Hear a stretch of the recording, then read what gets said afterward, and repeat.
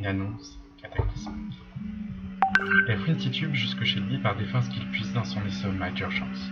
Le quatrième, celui qu'il s'est fait greffer en cadavérie aussi soudaine que sévère.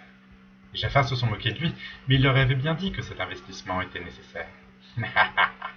Bande de rats. Allô, Lugra? Il vient donc de prononcer bande de rats au téléphone alors que sa mère est à l'autre bout du fil. Bizarre. Allô, tout va bien? Devant le silence d'un Lugra à la faconde légendaire, sa mère commence à imaginer le pire. Enlèvement, mort soudaine, il est bloqué dans une cave, un plan ayant encore mal tourné. Maman, j'ai quelque chose à t'annoncer. Code rouge. C'est pire que ce qu'elle pensait. Mon chéri, si tu as une nouvelle fois perdu ta carte bleue, ce n'est pas du tout grave. Ce ne serait que la 32e fois cette année. Tu te souviens, on a même un abonnement. Ta carte bleue est automatiquement rééditée toutes les semaines. Tu devrais en avoir quelques-unes qui traînent chez toi. Non, il faut que tu regardes dans... Non. C'est pas ça. Je suis sérieux là, maman. J'ai quelque chose à vous annoncer. Sa mère commence à s'agiter dans tous les sens. Et qu'a-t-il bien pu encore faire? Il est malade, c'est certain. Un cancer foudroyant dû à une protéine frelatée. Non, c'est pas possible. Rien ne peut résister à tous ces estomacs. Oh non, le pire des cauchemars prend soudainement forme. Il veut faire un autre master. Maman, je vais me marier.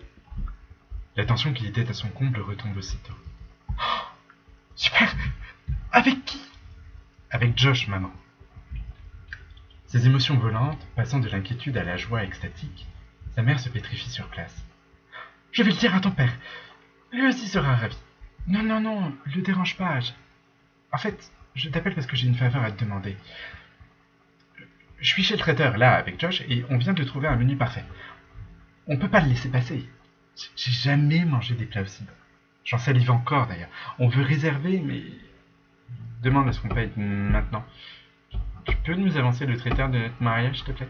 Tu considères que c'est une avance sur héritage? » Décontenancée, désorientée, presque vidée par ses bons émotionnels, sa mère accepte autant par soulagement que ce ne soit pas pour financer de nouvelles études ou une nouvelle chirurgie stomacale que par fierté d'un fils bientôt marié, casé, stabilisé, peut-être même rassuré. Oui, bien sûr. Combien te faut-il? Le traiteur a parlé de 20 000 € pour les 500 invités qu'on prévoit. Ah oui, très bien. Je te file le virement immédiatement. La discussion se termine ensuite très vite. Lugra rentre chez lui en courant. Du moins, c'est ce qu'il croit, car de l'extérieur, cela ressemble étrangement à la claudication d'un ermite squelettique affamé par des semaines de jeûne. Ayant eu toutes les peines du monde à monter les escaliers et ouvrir sa porte hantée, il arrive néanmoins en un seul morceau chez lui. Il est 16h37. Il se jette sur son tiroir à carte bleue, en déniche une et commande sur son portable une vingtaine de kebabs à Royal Kebaba. 20 minutes plus tard, retentit la sonnerie de l'interphone. Le livreur a pensé rencontrer la première apparition de Bigfoot depuis des siècles. Il a donc émigré à Aubervilliers, se dit-il. Fouif avale sans même mâcher les 20 kebabs qui lui font face, disposés en cercle autour de lui sur le lit de frites qu'il a conçu à même le sol. Primo, il commence par remplir son estomac d'urgence. Mais c'est à peine suffisant. Il commande à tous les kebabs aux environs.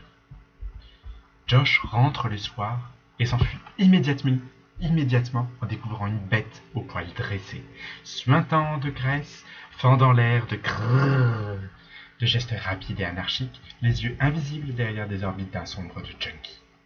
« Est-ce bien toi, Lugra » murmure-t-il les yeux en larmes. Seul lui répond un rot de digestion. Toutes les 10 minutes, les livreurs lui tendent une pitance qui s'amoncelle de plus en plus dans l'appartement. Le ventre de Lugra gonfle à mesure que s'entassent les kebabs. Sa grosseur atteignant des proportions jamais d'humaine mémoire atteinte, Josh a l'idée de faire visiter leur appartement aux curieux contre quelques pécules. Lugra devient une vedette mondiale, un thème scientifique à part entière. Il semble que les limites humaines ont été dépassées. 10 jours de suite qu'il est nourri en continu sans qu'une faim soit perceptible. Le Pentagone s'en inquiète. Une nouvelle arme en préparation. Le secteur de la restauration française manifeste dans les rues pour changer l'approvisionnement au kebab par une vraie gastronomie, digne de ce nom. et Fouille refuse d'avaler autre chose. Puis, un changement survient. Un fumet se dégage de la fouine. Un entêtant parfum de nourriture parcourt l'espace. La faim est aussitôt déclenchée dès que s'émit cette odeur. Les bouches commencent à saliver de manière autonome et automatique à plusieurs mètres autour de la fouine.